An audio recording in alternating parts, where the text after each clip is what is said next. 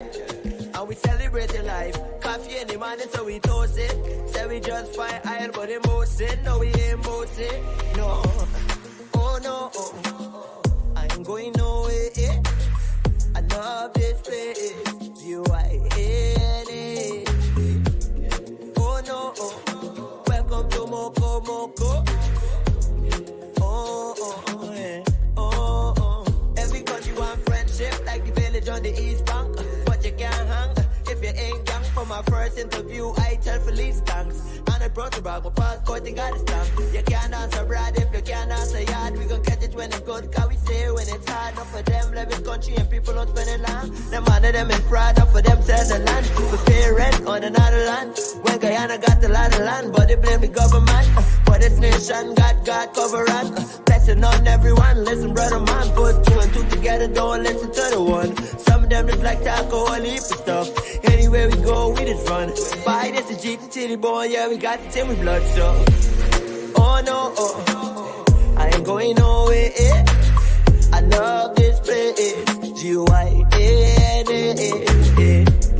Oh no, welcome to Moko Moko. Oh yeah. Yeah, a country with an island vibe. I swear I had eyes. And yeah, with the song all night. Making the 5-year convince with our eyes. The Tony got the whole place high. And we celebrating life. Coffee in the morning, so we toast it. Say we just fine iron, but they both say, no, we ain't both say. No, oh no, I ain't going nowhere. I love this place. GYNA. Oh no.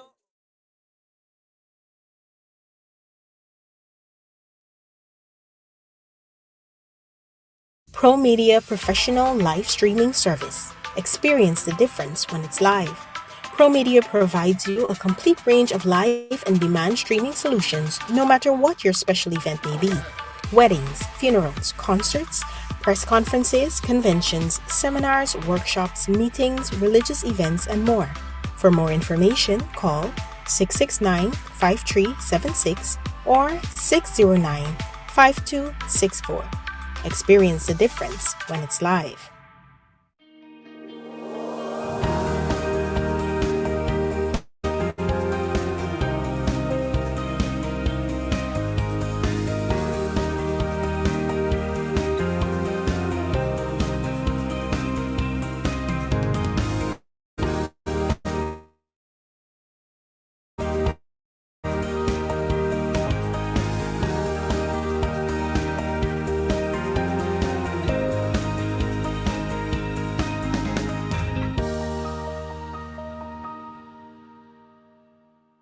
Good afternoon, everyone. Welcome to another episode of Mixed Essence. I am your guest host, Marvin Ray, and today we will have a panel discussion on what it is to be considered a man, what is really masculinity, what are our views on it. We know it's a subjective matter. However, we have some young men that are skilled, that are experienced, and their view is relevant to our discussion right now. So without further ado, I want to welcome you to the discussion. I want to welcome the panel members. I'm Ronald Daniels. I'm firstly a husband, I'm a father, and by profession I'm a practicing attorney. I'm Andrew Gupta, and by profession I'm a practicing engineer. I'm Chevy Devonish. I am a attorney, and I am a teacher. Oh, I'm also a son, a brother, and a boyfriend. All right. So for our viewers, everybody can see, everyone has a role and they function effectively in it. Chevy has several. I hope. So yeah, guys. Well, I've met you. Most of you I've met before throughout life.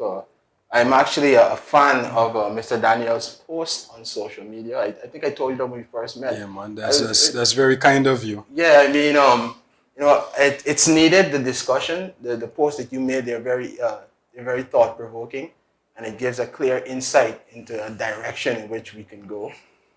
I've learned that the good brethren here, he's an engineer, and also he's a man well versed in is religious beliefs, which is very good. So we'll have some insight coming in from an everyday average workforce. We'll have a working person, sorry.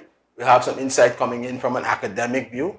And also, they can share their religious views and perspectives of what it is to be a man, what it is to have this concept of a modern masculinity. I've been hearing these phrases being thrown around. So we're going to address these topics right now. Or we're going to start with, what is your view of a modern man? We're going to start with Chevy. I don't know. or let me guess, what is your view of modern masculinity? But I still don't know because Okay. I don't think I know what it means. I mean, you're a man, Right. biologically. Right. I really don't know what the contours, the parameters of masculinity are, to be quite honest. Because I think I'm more in the place of becoming than I am being. I think every day you find, as you interrogate yourself, and you ask yourself, what is necessary for me to perform this role as a man in this particular relationship, as an uncle, as a boyfriend, as a son, as an employed person. And every day as you interrogate, you find more. So I do not know what is needed. I guess the only thing I could say absolutely what is needed is the awareness of self and the willingness to continue to interrogate, to find what set of skills you need to navigate your role, whatever that role is. So as an uncle, one of the things that I do with my nephew is I have conversations with him, actual conversations, including when I see that he's upset about something. Quick example, one time he was over by us, he wanted to eat and drink at the same time. My mother said, no, you can't do that. Apparently he's accustomed to that. He started crying. So, back in our days, it was like, here's something to cry about. But I went and said, well, I said, why are you crying? He said he wants to do this. I said, but if you do this, it's not healthy, and so this will happen. And he stopped crying. And then he asked me to feed him, and so I was blown away by that. I mean, I always intended to parent like that, assuming I get to that point. But it was fascinating to me to see that worked. So that was part of my process of becoming, in terms of relationships, which is probably one of the heaviest places that you have to do lifting to be an appropriate partner. I am every day. I find I think Ronald's probably better at this than I am, but because he's been doing it long. But every day I find I'm looking for the words here. Ways to do it differently. So what do you do if this happens? Is this the thing that you did here, was that appropriate? You feel justified and you're upset, and so you want to give vent to that feelings, but is that the most appropriate thing to do? If you say you love somebody, then how do you engage with them even if you're angry? What do you tell them? How do you behave toward them? Even if you need space, how do you do that? As a man, even so, I am still in that space of becoming. So I really don't know what the contours of masculinity are. I don't know what the contours, the parameters of being a man are. I'm still finding those. Because what we've been shown for decades, centuries, they don't work quite effectively, I find. And I want to have healthy relationships. And I find that I think to have healthy relationships, you need to reassess everything. Even if you are better or different from what is portrayed as acceptable, you still need to continue to interrogate, because sometimes we don't even realize when we're doing something that we ought not to do. So we need to remain in that place of reassessment. I've been told, I'm going to brag a little bit. I'm not bragging, but just to give an example, I've been told that by my girlfriend, this is one of the healthy relationships that she's been in, and that is partially because of how I choose to engage with her in certain things. I never call her names. I don't point my hand. I try my best not to raise my voice. I don't think I do. I may slip every now and again. But those are not things we were taught. Those are not things we're told to do. And I'm still learning a whole lot of things concerning being in those types of relationships. So I'm in a place of becoming. I understand what you're saying clearly. I mean, off camera, we had a discussion And his case study was actually a representation of what we were speaking about earlier in terms of the need to have a positive male reinforcement within the infancy stage of a child's development. Why is that? What we've gathered, or what I've learned from doing some research online, as in your particular experience, what I found that Chevy is at an early stage, we're not in control of our emotions. And the role of a positive male figure reinforces that through discipline, whether it be extremities, as which life has shown us, and the reaction, as you often was often received. Once the presence is there and the opportunity is there for you to show your interest, we find that the results, if taken on a larger scale and looked at on a decade or two down the line, reinforces the difference between the youth acting today as before. So that's one of the key contexts of, or one of the key aspects of being considered masculine or male figure in society, or more so in the lives of the people. And just to add to that one final thing, we don't have a lot of that. We don't have many. Right. We don't have very good indications of how to be, how to play your role. Right, and this is hopefully this conversation can engage people to have that discussion, so we can redefine our purpose, or if not redefine our purpose, we can structure ourselves in a way that we can live to our fullest potential. So I pose a question to you, and then I come to you, sir. Sure. Here you go. Good. So I'm not sure that I have any concept as to what modern masculinity is. I don't know how that is defined. Well, it's a phrase that's being used in my research. I am yet to find a definitive description of what is modern masculinity. There's concepts that are available there, but there are no proven studies because it's a relatively new era. But the need for this discussion has come about from the same reason we're all here. We don't know. So based on your understanding, could you enlighten us? Good. So the suggestion of modern masculinity, right, infers that there is some concept of perhaps historical masculinity and that intermediate masculinity before we get to that modern place. Right. And masculinity obviously means different things for different people depending on your socialization.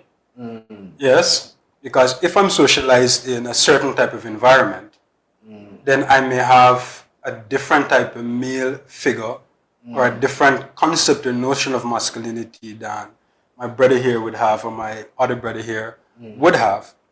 Now, who is to say that which of these variations of masculinity is the legitimate perception or perspective of masculinity?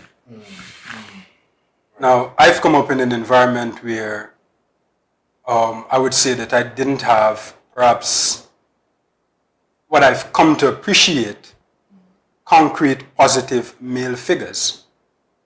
I've grown up in an environment with primarily women. I've been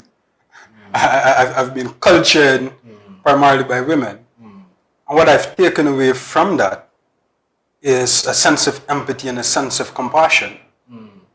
But at the same time, I appreciated that as well-meaning as the women in my lives were, they were not equipped to teach me how to be a man. So naturally, I'm going to be inclined, as I was, to gravitate towards certain male figures. And what was available then? In your immediate environment. Absolutely. So the environment that I grew up in, the available male figures were the ones that I now would discourage young people from following. Right. And I've been exposed to a host of reckless behavior as a consequence of being exposed to those types of male figures.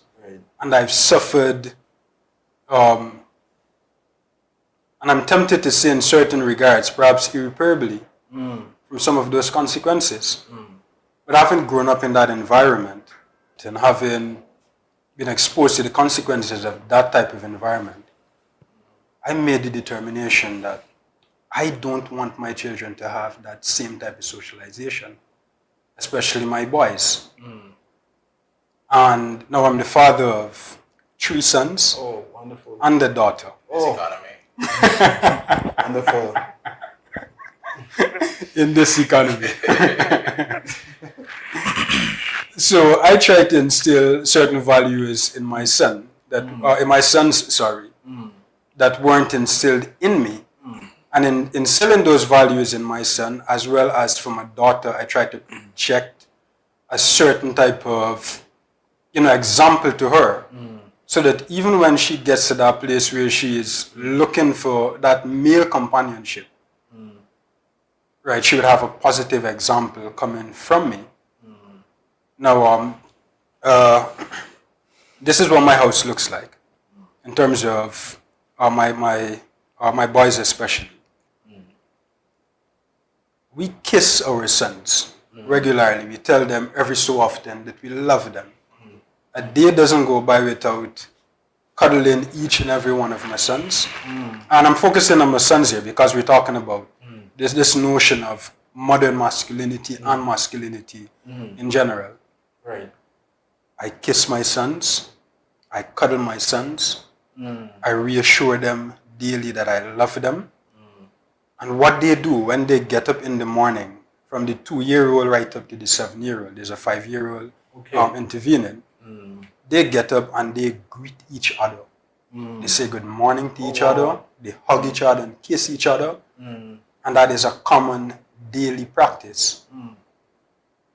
Now, back in the days, that might have been perceived to be, a bit too soft. Right.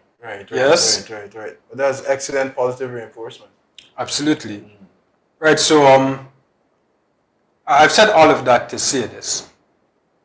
Right, the concept of masculinity is highly subjective. Right, of course we're going to identify patterns, but the experience is really a subjective experience. Okay. And especially in the absence of, any statistics to say that we have a prevailing brand of masculinity. Especially today. I would have to defer to the view that that's really an individual, perhaps communal, and perhaps in rare instances, right, there might be a certain perception about, males from a specific country. You might have had that experience at law school. Oh, Guyanese men are perceived to be this, or Trinidad men are perceived to be this, or Bajan men are perceived to be that. Yeah. But that's more in certain areas as opposed to, It's a raw masculinity. More I say that. I hear you, brother. So what we've gathered so far, thank you all for still listening. I hope you're paying attention. And young men, I hope you have your pens and your papers out. You need to make mental notes. So the concept of modern masculinity, as you articulated, even the concept of masculinity, there's not enough data and evidence to support this particular field of study. So it's solely based on experiences, so it's subjective. However, there must be some core values that are interlinked through these experiences. So far I've gathered, there's a need for protection. There's a need for leadership. There's a need for family building. There's a need to display openly emotions. And these are things that, off the record, we're from similar environments, Well, I wouldn't just on that point before we get to the third, I wouldn't say just open display of emotions. I would, and this is probably me just being a bit technical, I would say management largely. Control. Because when we say open display of emotions, we're talking about all emotions, I think. So not just the good ones, but also the bad ones. So I don't think it should just be a display, but a awareness of emotions, the processing of emotions, and the employment of emotions. But that's a whole different conversation. Yeah, absolutely. That I don't want to get into my brother's time. So I just hope that we got a core understanding of some of the direction in which the conversation is going. The floor is yours, my brother. Yeah, so I think implicit within the question, what is modern masculinity? Or the questions are, okay, what are roles and responsibilities? Because if you think of it, the average young man the young man perhaps looking at the show, he's not interested in a definition. That's more for academic purposes. But he's more interested in, okay, tell me what to do because I'm confused. And if there is a to-do list of what masculinity or modern masculinity is, you first have to admit that it's not static. It's changing. So we have two challenges. One, we need to figure out what are those roles and responsibilities. And two, how do we embrace them? And so we're presented with those challenges, and I think maybe that's what the discussion we're trying to at least partly discuss today. Right. Yeah. And you were right to say that it's highly subjective, because what is one of the main things that men are expected to do in a relationship, particularly? What? Man up, lead, Provide. I would provide. say. Right. Provide. I mean, there are differences, but there's a consensus that men ought to provide. But there are a lot of relationships in which men are not either the major or even at all the provider. There are a lot of men today who are willing to stay home and take care of the So children. what do you think about the evolution? Because here, this concept, if you just give me 2 minutes. I believe, well, not believe, I've been thinking about this ideology. The same modern men, or modern masculinity. So I considered what has transpired within the last 30 to 40 years. What has been the evolution or changes that has prevailed in society, and the emergence of new perspectives, new ideologies. There's a whole range of views that have taken to the fore of the development in the last few years. So I say this to say, times have changed where inclusivity has allowed for women to be more actively engaged in the workforce, to lead at levels which are now very subjective roles. The roles are now not clearly defined for men to lead in these roles. Women have aspired to that role. And with that now, it has transitioned from traditional expectations, and roles have shifted from who is basically running point on an aspect of the relationship and who is running point on another aspect of the relationship. So I guess the concept of modern masculinity would include that evolution, whereas we would believe man, wife, husband, father, wife, mother, responsibilities, home, house. And I believe that, and also, just consider this too as well, there's been an increase, I don't have the data to support it, in single parent homes. I'm not saying that it is as a result of more single parent mothers, having to facilitate that function that a family as a collective would have to, thus allowing for the absence of that particular role to its capacity has led to a shift in the perception of what it is to be masculine. Because I assume that masculinity would refer not just to a mature man, but this entire male stages from childhood through adolescence into early adulthood into fully grown men. So within that context, could you lend some insight, or if you have a view, am I saying anything crazy here? Well, I think two things. One, I think that the number of single-parent homes has been steadily increasing rather throughout history for a set of reasons. That's a complicated, complex issue. I'm not going to speak too much on that. But in terms of opportunities opening up for women to earn and even earn more, and there being this relaxed view of the man having to be the sole breadwinner or the major breadwinner, having been relaxed. It's not just that women have had more opportunities, it's also that the view of men having to be this breadwinner or the main breadwinner, or the view of some men that also have to do this, that has been relaxing. There has been a transformation in that regard because the one could not be possible without the other. As a matter of fact, there are still a lot of men who reject the idea of a woman who earns more than they do. So, concurrent to that evolution, you had to have an evolution of the mind and the part of men. Wherever it came from, I'm not sure. But you had to have also an evolution in the minds of men that it's okay if I am with someone who makes more than I do. Because there are a lot of men who are in that situation who are quite uncomfortable for various reasons. And some of these reasons are extraneous to the woman. It has nothing to do with the woman. Some women are quite fine. They don't mind. They don't say anything. They don't act in a way to belittle them. And of course, there are some women who do. But that's not the conversation. I'm saying that they were concurrent evolutions. And something happened on the part of men to make men start thinking that it's okay if this is the case.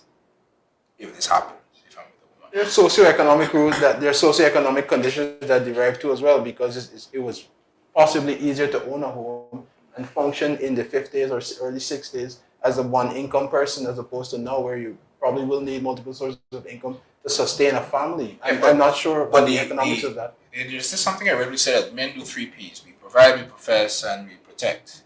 That providing thing is very, very serious. So that, aside from all of the development and the economic aspects of it, there's some men who feel less. Has nothing to do with what you're capable of earning, but the fact that this is my role and my responsibility and I have to do this goes beyond the economic of it. It's identity. So if you are earning more than I do, you are infringing on my identity. And even if you earn more than I do, I'm still superior to you because I am the man. Those particular ideas. What I'm saying is that aside from the economic developments, we've had some sociological, some psychological evolutions as well to cause men to become more accepting of these types of situations, which they should. So has that altered the concept of what it is to be a man? I wouldn't necessarily say that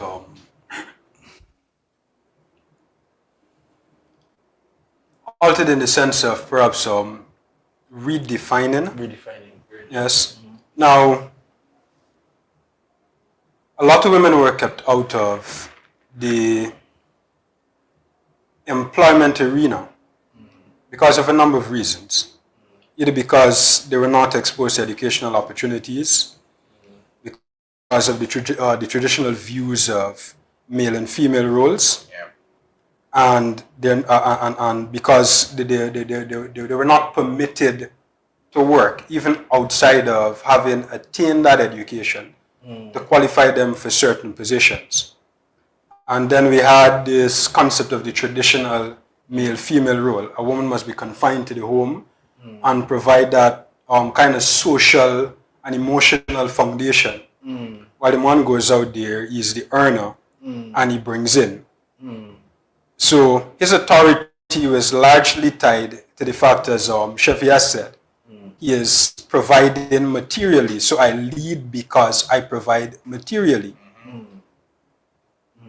And that concept of male leadership, you'll find that primarily in the secular type of society. And my brother here would tell you, in the religious type of society, especially from a Christian perspective, that leadership role is not confined to whom is providing. So aspects. Yeah, the man is deemed to be the leader. But of course, he has to lead with a certain prescription in mind. His leadership is not one of, just physical dominance. And oftentimes, men perhaps confuse what is it means to be the leader of a household.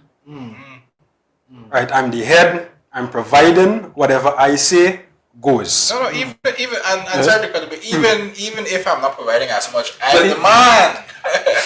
I am the man. I'm the man. Correct. Yes. But continue. Good. So, and we've had that evolution too, because circumstances dictated that more women get involved in equipping themselves for the field of work, because they're left on their own. They're left on their own. Right? Because the man has vacated the home. They have to now be providers for themselves and the children. And in the course of becoming providers, they've equipped themselves so that they can provide at varying levels. And so much so that those traditional roles, we recognize that they're not there because women lack the capacity. They're there because of the patriarchal culture. Women lack access. Access instead of capacity. So women started demonstrating themselves to have the same capacity as men, and oftentimes in instances, more capacity than men, especially in an academic sense. And they get the roles to match those capacities, and they become earners now. But for some of the women, quite unfortunately, because they are now earners and earning more than the men, they may seek to redefine the leadership roles in the home. Right. So some men have been forced into submission. Right? Some men may lash out, and oftentimes lash out in a physical way. When you say some men have been forced into submission? Well, forced into submission because circumstances. No, what does that mean? No, forced into submission in the sense that, some women might have been so insistent that I'm now earning, you can't dictate for me. Okay. Yes, and some men might have just cowered and say, well, you know what? I have to accept my new defined role now. Right, and there's where I think we have a psychological evolution, Chevy. Yeah? So with that, wouldn't we see examples of changes in the behavior? Wouldn't there be a rise in conflict with that mindset? Well, even before we get to the rise in conflict, I don't want to leave this aspect of the discussion being unfair to the women, to make it seem as though the automatic response for a woman who starts to earn more than her man is that I'm now going to take control. There's some women who are still, secure enough to leave that leadership to the man. And some men who are still secure enough to appreciate, not because my woman is earning more than me.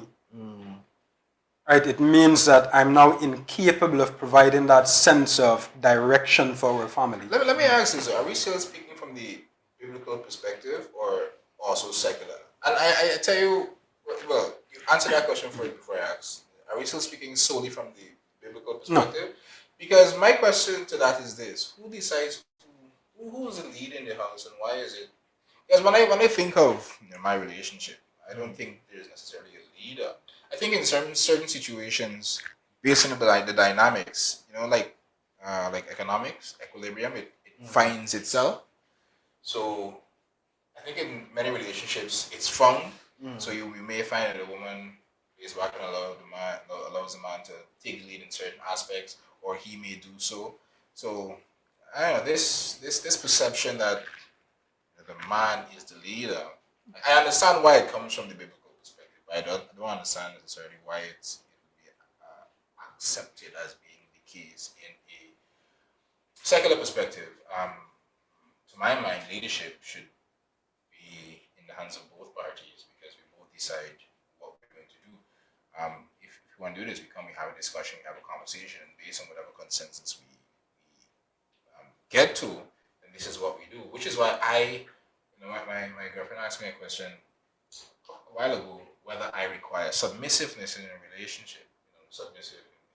So I mean, you understand the context in which the Bible speaks of submissiveness and that it's a symbiotic relationship because a man is supposed to love his wife in the way that Christ loved the church and all of that. But my question at that point, I don't understand exactly what submissiveness in the context of a relationship. And in any event, I don't require submissiveness. I don't need you to be submissive to me in whatever aspect of submissiveness that means. I just require same energy and I require respect. So it's why I didn't really understand. But I'm happy that you've said that because from my own experience and my scope of experience might objectively be relatively narrow.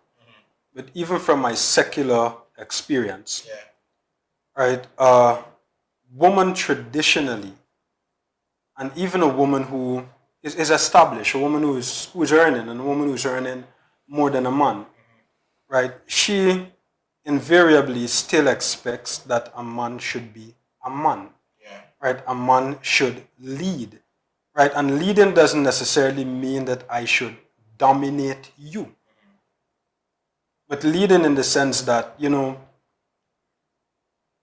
I might be taking charge to provide a general direction for this relationship. And it doesn't mean that I'm going to be a dictator, that whatever I say goes. But of course, her views are equally valid. Yeah. And in the instances where she has the superior view or the superior game plan, then I can still, as the man, say, you know what? Let's go with this here. I say, even in that sense, right, she may be inclined to defer to me as the leader. Right, even when that directional idea comes from her. Because as far as she is concerned, my man must be a man. So what I've gathered then, we have exactly what we came here to address. And forgive me, I don't want it to seem as though we shut No, down. it's okay. We have exactly what we came to brother. address, because his view, from my understanding, he comes with the suggestion that the role of a man has changed. Like the perception, and it's something that's realized through his personal experience. Like the traditional view of a man, I the head for the household. I say do this, wash clothes, wash wares, empty the garbage, and bitch if you don't do this, shut up and let me watch cricket. Go and bring the newspapers for me, bring my shoes, bring my socks. This level of masculinity where we've seen in movies prevail over time. I'm not gonna lie, I was guilty of that understanding in my earlier years, because that was the perception that was drawn to me. And as I evolved, went to the university, I found that the experiences of women, they match or even supersede my life experiences on many levels, and there's a respect that's underlying there for them that caused me to see them as an equal and not lesser than. So I've Yeah, been something they're just, that I felt lesser than, to be quite honest. Which is why my perception has changed, because I'm thinking, we're in a relationship, you're good at this, and this. All right, good. You take point on this. I'm good at this.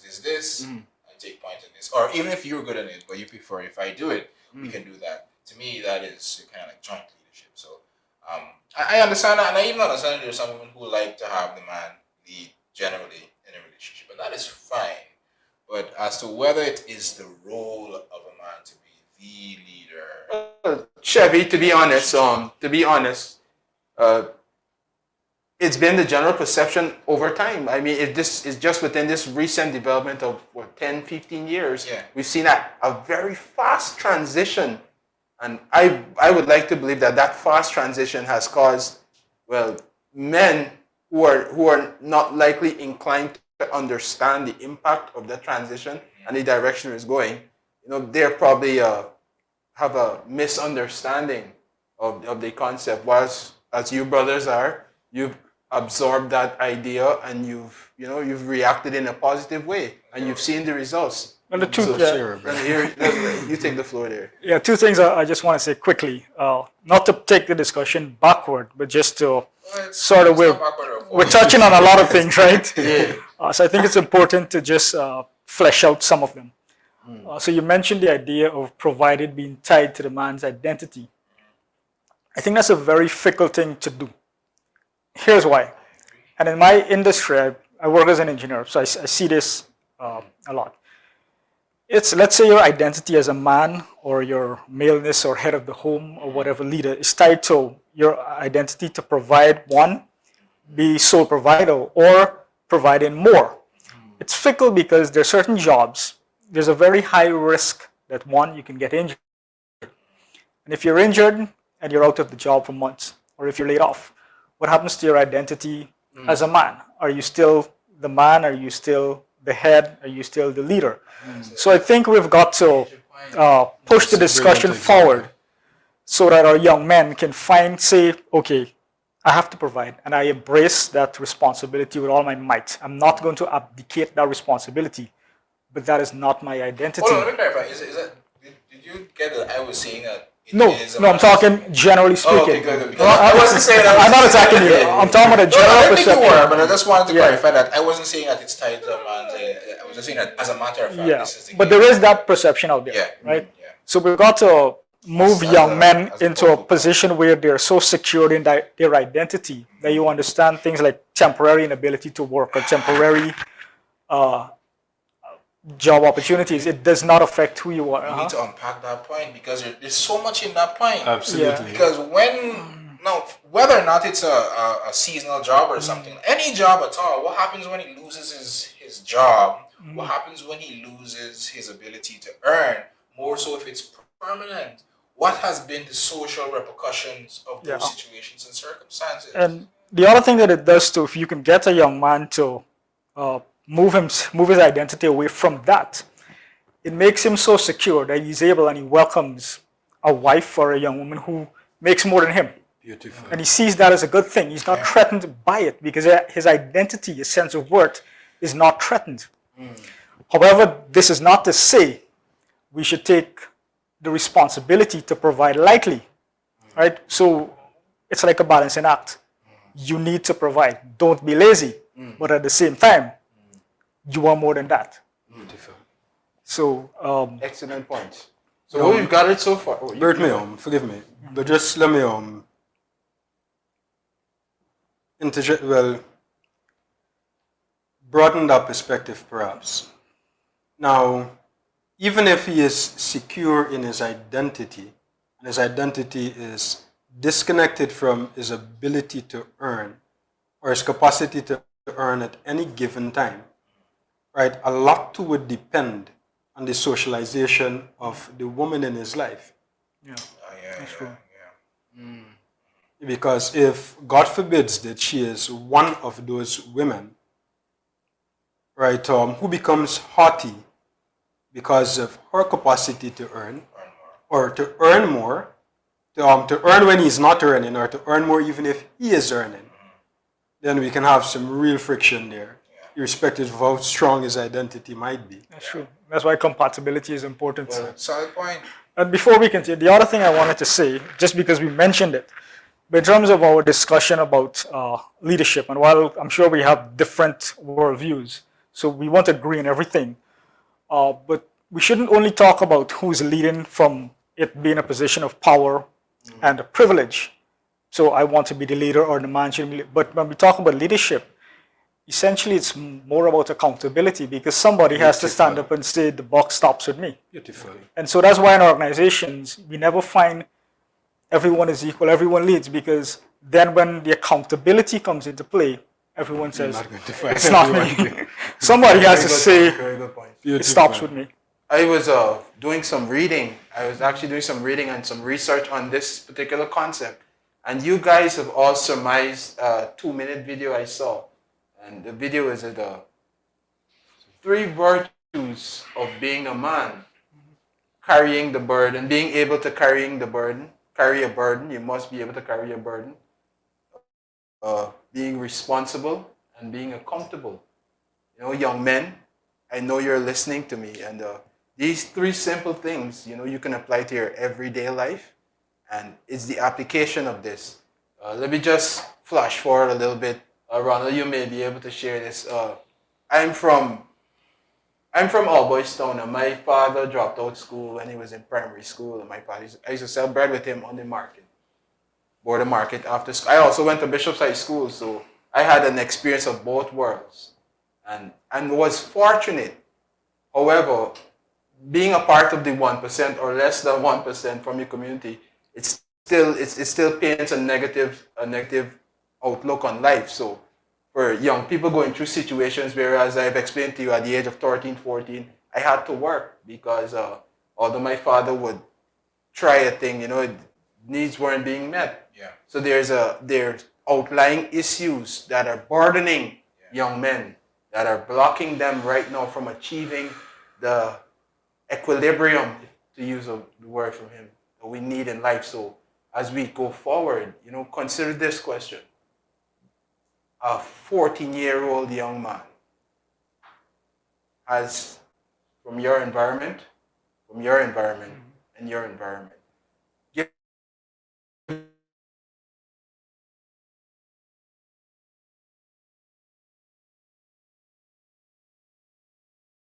That's for a second form. for a second form. And I'm just saying, or you could choose a particular age group, but I'm just lending the insight that to the particular age group that's watching. They would, for me at that age, I wanted advice. I needed guidance. and the people I looked up towards, they guided me somewhere else. Yeah, but see, assuming that sense of responsibility, Chevy, is really not uncommon at that age. Right? That is I the agree. I'm just experience. thinking, what do you tell a 13, 14-year-old? That is the experience of a lot of young men. And what is amazing is that that experience transcends ethnicity, it transcends cultures, and it's absolutely not confined to any particular group. And you may find that experience, of course, more common among persons at the lower end of the economic ladder, or persons who are perhaps tiptoeing to touch the economic ladder or to begin with. And the role invariably falls upon the it might be the eldest son. And the eldest son, unfortunately, might be just 12, 13. Right, so he has to find ways and means now, right, to go out there and earn so that he can supplement the income of the home, or provide in full the income of the home.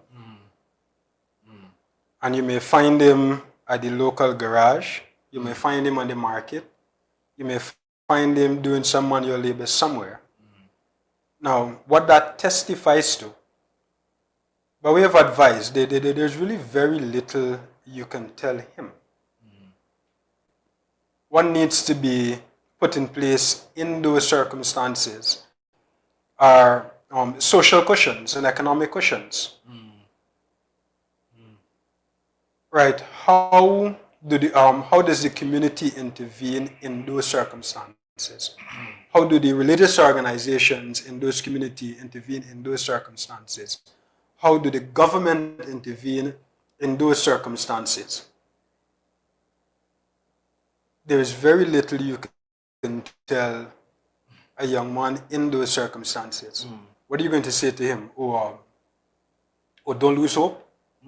Something is going to perhaps miraculously or magically pop up, and you're going to eventually get back in the school system, because oftentimes he has to depart from the school system completely.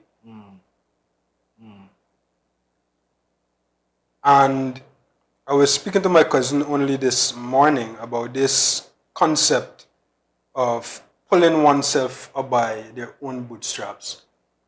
We may say, hey, but Chevy was exposed to those circumstances, but Ray was exposed to those circumstances, and look what they're doing today. But we don't appreciate the fact that it had to have been somebody intervening in your life, or in my life, or in your life, to lift us up out of those circumstances. Correct. And different. We don't ever do it by our own bootstraps. And we don't all always experience those same circumstances. And there are some persons who have the world of potential, but they never get opportunity. Absolutely. So I really don't know what to tell a 13 or 14-year-old in that situation. Aside from perhaps, work hard, do whatever you need to do within the parameters of the law, and it's quite possible that things can get better. Possible only by intervention. It's not guaranteed. But the conversation, as I've said, really should be directed to those in society with the responsibility and the means to alleviate, if not prevent that altogether. Yeah.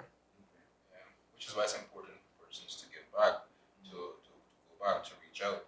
I remember I was working with some high school students the other day. Some of them had repeated their some class in high school, like I had, and I was telling them, despite whatever you have done in the past, especially young men, I told them you can do better. It's possible for you to do better if you do this, or do something else. Keep trying. It's possible to do better. And some of them are telling me that they have never been told that they can do better. They were told that they must do better, or that they have to do better, because that pressure was placed upon them, but they were never told that they are capable of doing better. Okay. So I think one of the things that we can do is encourage children to believe, at least, that better is possible. You may not become a regionally renowned attorney like Ronald eventually, but you're capable of improving your circumstances in my a little bit.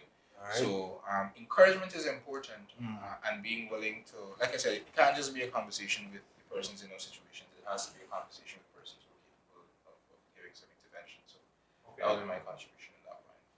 Yeah, I don't think there's a silver bullet. So to agree with both of what you've said, the question is always asked, are we a product of environment, intelligence, genetics? And the answer is not either or. It's always all of those things. We're a complex product of all those things. And so if there's one bit of advice just to add to the discussion, the concept of a mentor or a role model, look to someone. But the caution is, if you look to someone, don't just grab from them wholesale, because we're flawed humans. And if you grab wholesale, you grab the good and the bad. So we have to teach our young men to be skilled in what to take and what to reject from our role models. So you take the good from various people. You might not agree with their worldviews or their ideas, but there are things that they have done, and you can learn from them. And the things that are bad, character flaws and all, we can reject those. And the cautionary tale that we can learn from our role models who have failed is that we too can fail if we don't watch those things. Great. So everyone that's listening in, I hope you gathered lots and lots and lots of information from what we said. And just to surmise everything, the onus is on you, not the young people, the society, the members of society, your brother, your mother, your sister, your cousin, your neighbor.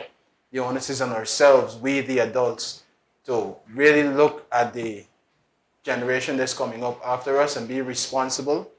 We need to be accountable, and we need to hold ourselves in a higher esteem so as that can reflect a more positive reinforcement on the generation that is coming up. And for young men that are coming up too, what is important for you is to have a sense of who you are, meaning that it doesn't matter the situation you're in.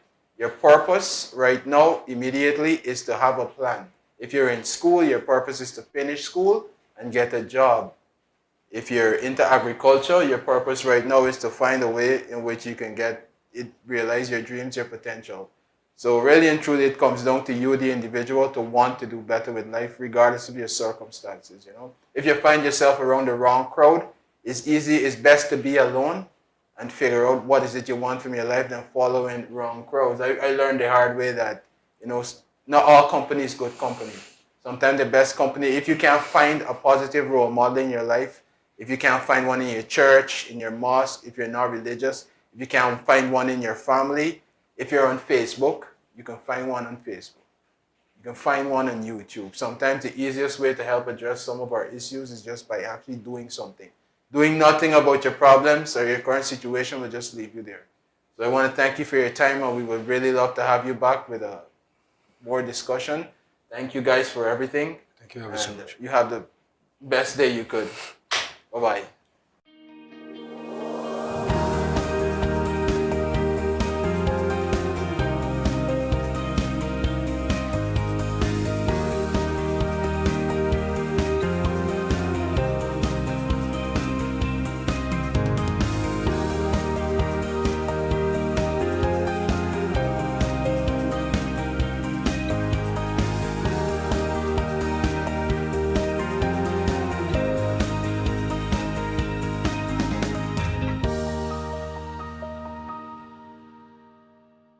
Pro Media Professional Live Streaming Service. Experience the difference when it's live.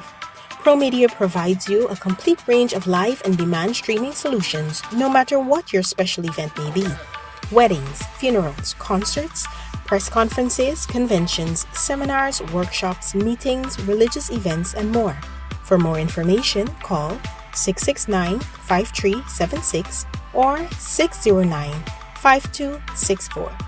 Experience the difference when it's live.